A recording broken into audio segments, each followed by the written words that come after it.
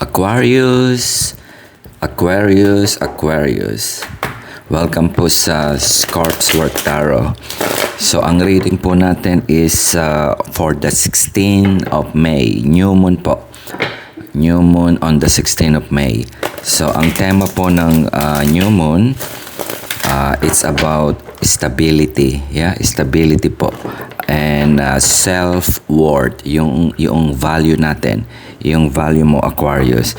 At saka long-term goals, yung pangmatagalan nating plano. Yeah, that's the theme ng New Moon. So, importante po yan para sa when we do our day-to-day activities at saka yung pagpaplano natin kung paano tayo yayaman or paano natin ma-achieve yung ating mga pinapangarap. Yeah? Mayo po kasi is Taurus. Ang Taurus po, earth sign, hardworking, known for the discipline. Kaya dapat sasabayan natin kung ano po yung buwan at saka yung tema ng buwan. At yun po doon tayo it's either magdo-double work or kung kailan tayo magpapahinga o kung kailan tayo magre-reset para yung ating plano long term or at the end of the year ma-achieve natin. Yeah? Walang tulugan po during the month of May. Kasi diyan talaga magbubukas yung oportunidad. Kapag sinabi ng Taurus na kailangan tayo magtrabaho, doon the following month, diyan mo aanihin or diyan magbubukas yung promotion, yung increase, yung pera na masisave natin para sa retirement. Yeah? So, check natin. Check natin, Aquarius. What you need to know. New Moon, okay? Tatamaan yung 4th house mo, Aquarius. That's your family and inner security. Yeah? Sa loob ng bahay, doon mo makikita yung kayamanan, yung blessing. So, you need to focus on those elements. Okay, one card. New Moon reading. New Moon reading. 16th of May. What Aquarius needs to know. So, shout out po ako sa fellow OFW. Kwentuhan tayo. Weekend. One card, Aquarius, what you need to know. Mayo, diyan tayo magpapayaman. That's the element of Taurus. Earth sign. Okay. Aquarius. New Moon reading, 16th of May.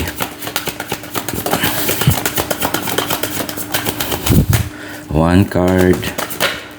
Yeah, okay. Queen of Pentacles. Yeah, see?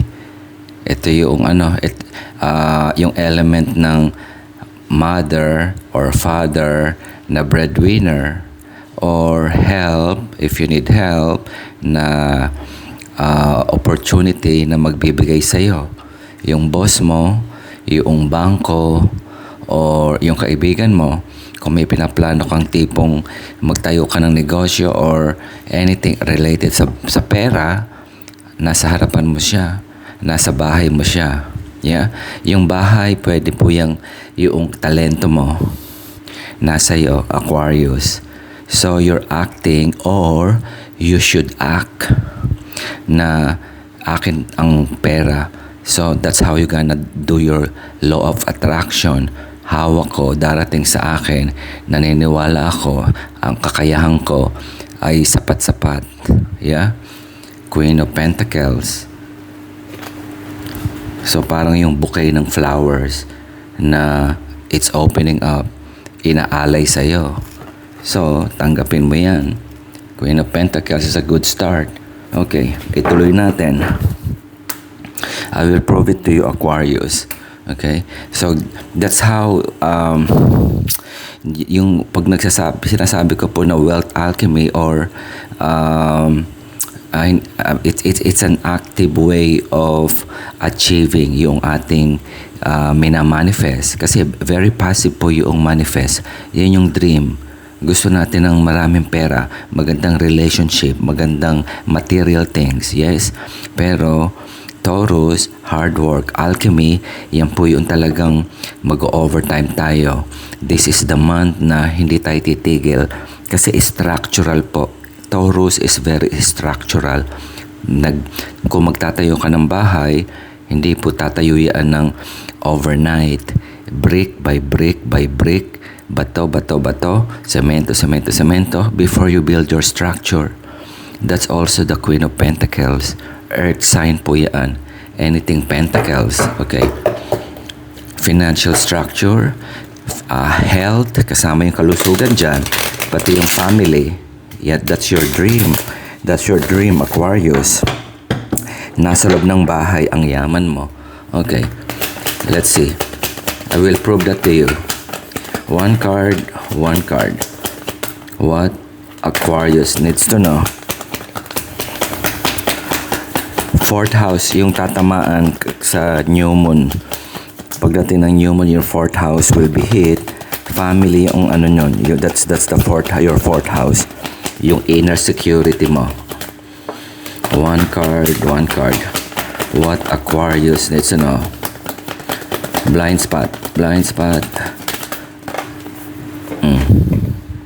What is the sorry. Okay, yeah. Oh, this is the expansion. Number 5, 6, yeah. 6 million of expansion. Yeah. Ikino-quantify ko lang. I always want to use million kasi wag na nating maliitin yung sarili natin. Everybody deserve that blessing. Depende lang po kung gaano mo kadaming overtime ang gagawin mo. Depende lang kung gaano kahaba yung pagla-live mo para marami kang makuwang customer. Depende lang yung kung gaano tayo minsan kakapal para sabihin natin doon sa kaibigan natin na pahiramin mo naman ako kasi maganda yung kita ng banana cue ko. Yeah, that's expansion. That's expansion, Aquarius. Depende kung gaano na lang tayo katapang para sabihin mo sa boss mo na I deserve this 6 million or 5, 6, 7 million, 7 million na salary increase kasi pumapasok ako maski na bumabagyo. Yeah, maski na may sakit ako na ginagawa ko yung trabaho ko. Yeah, you are the asset. Yan yung home mo, family home mo. Hindi lang po yung physical home, kundi yung ikaw as a human being, yung role mo doon sa kinagagalawan mo. Yeah, ito ikaw. You're acting like a queen dahil nasa yung talent. Okay, you're dealing with Cancer here. Yeah, you're in control. Yeah, yung dalawang kabayo, puti at itim. Pumupunta, masalimuot po yan. Yan yung buhay natin, masalimuot. Pupunta sa kanan, pupunta sa kaliwa kasi marami tayong mga aswang na mga sa atin, humihila minsan. May masusungit, nandiyan na nasisigawan tayo, napapahiya, nadidiscriminate. Pero itutuloy mo pa rin yung pagtakbo. That's what it means. That's the chariot. Kasi hinahabol mo yung 7 million na iipunin natin sa katapusan ng taon. Okay, ituloy po natin. So, fourth house, yung family, home, at saka inner security. Yun ang security na hinahanap po natin lahat tayo. Hindi lang sa pera, kundi kasama na yung relationship with your family. Okay, Capricorn, this is Capricorn. Alisin mo yung mga pride. Yan po yun. Mga pride, mga ego, at saka yung noise, yung excess baggage. Always purge that para we're always clean and reset. Judgment sa katapusan ng is that the last chapter sa Bible po ba, if I'm not mistaken? So It's resetting po. Magre-reset tayo. This is a good month to reset at talagang mag-focus tayo long term. Kung walang kang trabaho, this is the time na alamin mo, Aquarius, ano ba ang gusto mong makuha hanggang sa katapusan ng taon. One card, Aquarius. One card, Aquarius. It works both ways po, even in a relationship. It's a foundation. Kailangan din po ng pundasyon para magkaroon tayo ng masayang pamilya at saka masagana at malusog. See? Three of Pentacles. Ayaw natin ng 3 million lang. Gusto natin ng 7 million of expansion. This is day-to-day po. Ito yung makikipag-usap tayo sa customer para bumili ka naman suki, bumili ka naman sir, bumili ka naman ma'am. Yeah, day to day po na we cannot run away, na minsan hindi mo type yung taong nakikipag-usap sa iyo pero ngingiti ka. Do your daily grind kasi hindi po ito yung buwan para mag-emote. Yeah, we plant your seed of intention. Yes, we going to do that for the rest of our life. Yeah, hindi lang po for the rest of our year. Taurus, yun po yung kanyang personality. Kaya kalabaw yung kanyang, yung emoticon, yung ano niya, yung logo niya. Tama po ba? Yeah, Three of Pentacles. Alam ni Taurus na maglinis ng bahay, pumasok sa opisina, makipagbulhan sa office mate. Itanim mo yung intention mo na you are doing that because by the end of the year or bago tayo magretiro, dapat meron tayong 7 million sa bank account na magbibigay pa sa atin ng expansion at we gonna enjoy that. Para ang feeling mo, isa ka ng reyna o isa ka ng hari sa kaharian mo. That's your house. Yun ang binibuild mo ngayon at this period in time. Yeah? May hindi lang po ito i-claim. This is the alchemy. Hard work po ito. Yeah? Meron akong kaibigan, grade school friend, barkada, na sa kanila po sila sa squatter. Yeah, pare-pareho naman kaming walang pera nung kabataan. Pero, siyempre, pupunta ka sa bahay nila, makikipagkwentuhan. So, masipag siya. Taurus po yan ang sign niya. So nakita ko siya kung paano siya lumaban sa hirap. Yeah. Nung nagtatrabaho na kami, 3,000 lang po yung sweldo ng minimum nung panahon ko. Yeah. Paano po kami makakaipon ng 3 milyon? Tumutulong ka pa sa pamilya, pambayad ng kuryente, kailangan pang bumili ng damit, you know, those kind of things. Walang patutunguhan po yan. Yes. Pero yung perseverance niya, nakita ko kung paano maski na may sakit or lalabas kami para lang we want to enjoy, mga bata pa kami. So sasabihin niyan, palagi may excuse, mag-overtime ako, ganun. Yeah, all throughout of his entire career nung nasa Pilipinas kami. Ngayon nasaan na siya? Pinapadala siya ng kumpanya sa iba-ibang bansa and nag-migrate na sila sa North America. Yeah, perseverance, walang imposible. Nanggaling po sila sa, as in, yung bahay po yung lupa yung sa loob na talagang maaamoy mo yung singaw kapag umulan o mainit. Yes, I saw his place in my own 2 eyes. Pero yung ano niya, yung pakikilaban niya, yeah, mahirap pong pumasok sa opisina na nagko-commute ka, sumasabit ka sa jeep. Pinagdaanan po namin yan. So that's why I know yung kanyang pagiging kalabaw, talagang literally ginawa niyang kalabaw at payat na payat kami during those time. Yes, ngayon ina-enjoy niya. I think hindi lang siguro 7 million. Kasi he's living in a first world country. At yung talino niya, doon niya pinaglalaban. Okay, ituloy po natin. Wala pong imposible. Wala pong imposible. One card, Aquarius. Yup, your forward thinker, Aquarius. One card. I'll prove that to you that it's opening up, and this is the month para itanim yung intention. One card, hindi lang po intention, but you need to know para yung trajectory. Oh, okay. Although it's a clumsy shuffle. See, you have the world in full circle. Iikot po yung buhay natin. Pag tumaas tayo, that's a time na yung money isi-save po yan. Hindi tayo magpapakasaya at magpapalasing para ubusin. Yeah? 3,000 ang minimum wage. Maski ilang taon namin bubunuin yan. Ilang taon bubunuin yan para magkaroon ng 3 million. 3,000 lang ang sinasahod. Minimum wage. The news is coming. Yung inaabangan mo, darating na. Huwag mong sayangin ito.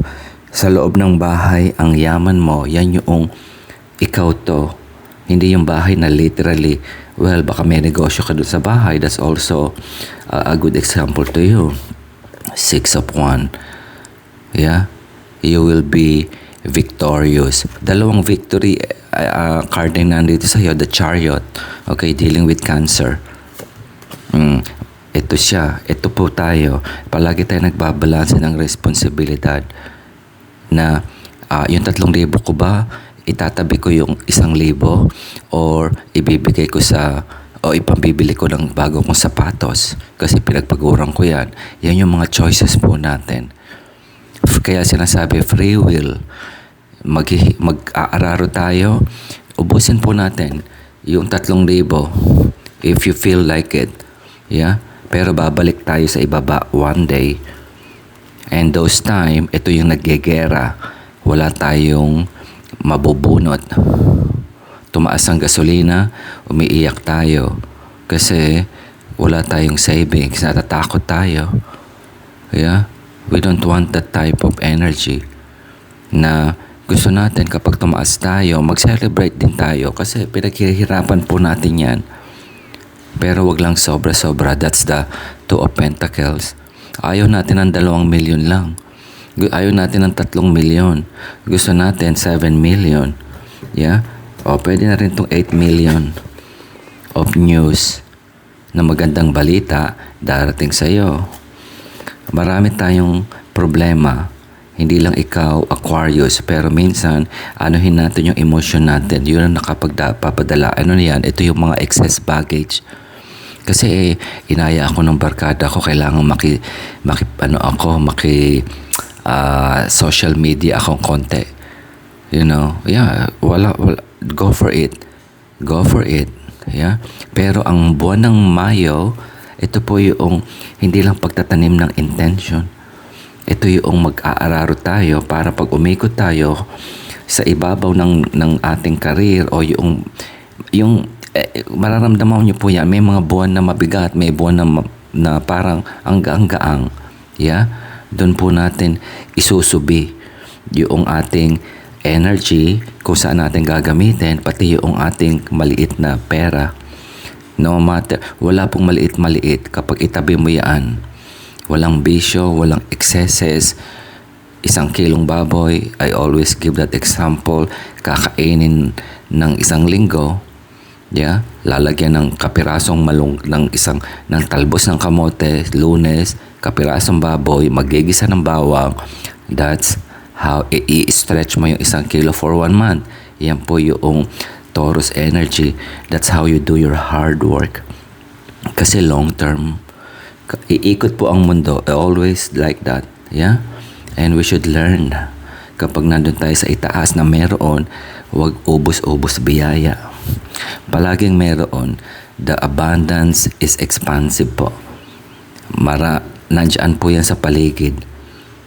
Ano lang natin yan. Hindi alchemy. Mag-manifest, we pray, pero merong effort. May effort, Aquarius. Yeah? Okay. So, claim your victory. Okay, claim this 8 million. This is the biggest number here. Oh, sorry. This is the biggest number. 21 million. Ang dami mong choices here. 8 million of good news. Darating na yung balitang hinihintay mo. Okay? 6 million victory. Victorious ka dito. Yeah? Itanim mo, makipaghalubilo ka, makipag-collaborate ka. If you need help, mag-ask ka ng help. Mag-ask ka ng help. Also, some learning lesson from other past failures. Yung mga pagkakamali, minsan we need to admit and we need to, wag na tayong umulit pa. Kaya tayo nababaon sa utang minsan. Yeah?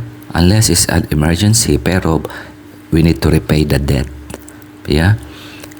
That's how you're gonna have your 21 million. The world card. In completion ka na rito. Kasi another year, the following year, we're gonna do the same thing over and over and over. Dapat kapag bumaba tayo rito sa ilalim, nakasubi na yung ating 2 million. Pag tataas tayo, we're gonna claim another 6 million. Pagbaba tayo, marami tayong loaded tayo. Marami tayong pera. Kasi kailangan natin magbayad ng electricity. Kailangan natin tumulong pa din. Kailangan natin ng medical insurance. Yeah? Okay. Claim your victory. Claim your 21 million of completion. Nasa loob ng bahay mo yung kayamanan. Ikaw yan, Aquarius. Ito ka. That's your talent, your skill. Yung talino mo. Gamitin mo yan. Look at the chariot. Nakatingin sa'yo. Yeah? Nakatingin sa'yo. Pero minsan inaiwasan mo siya. Iniiwasan mo yung reality. Yeah? Not for everybody. Minsan kasi nalalasing tayo because maraming noise. Yeah? Maraming noise. Ayan yung barkada, yung family mo minsan nakaka-irita din yan. Yeah? Because you are two different people. Understandable. So that's why you need to contain your emotion. This is the water flowing. Kaya tayo nagtitipto minsan. Ayaw mo makasakit, ayaw mo those kind of energy. So you way in. Pati relationship yan, ayaw mong masaktan siya. Gusto mong dagukan pero baka those kind of things. Realidad po ng buhay. So be cautious and treading those type of decision. Okay? So, claim this. One card. Moon Oracle tayo. Moon Oracle, Aquarius. Yep, another weekend, fellow OFW. Okay, one card. One Moon Oracle lang. 111 Aquarius.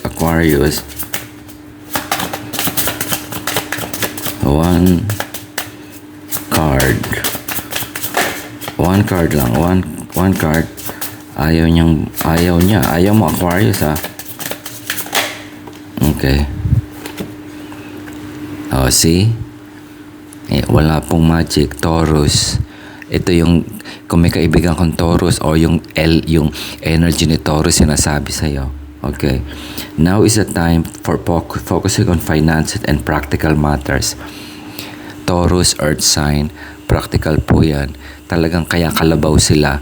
Yung kaklase ko, nakita ko kung paano siya magkasakit, pumapasok pa, kung paano siya, kung saan siya inatake ng appendicitis sa opisina.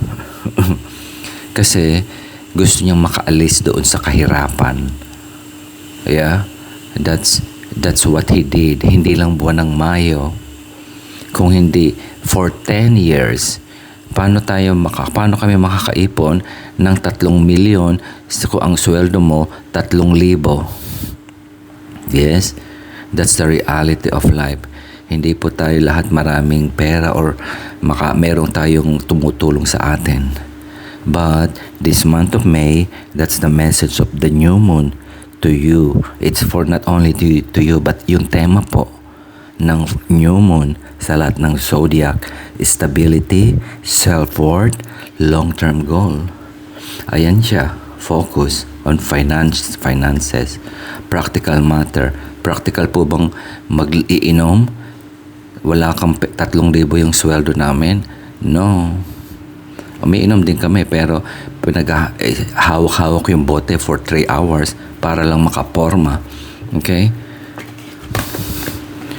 21 million. Focus on that one, Aquarius. You have victory. And makipag-collaborate ka. Ito yung makikipag-plastikat tayo, mamimier tayo. Kasama po yan. You have the expansion. Claim this, Aquarius. Lahat tayo, we all deserve this. And this is a good month for you to achieve your long-term goal. Yep. Okay, so new moon 16 of May. So salamat, Aquarius. Sana nag-enjoy ka po.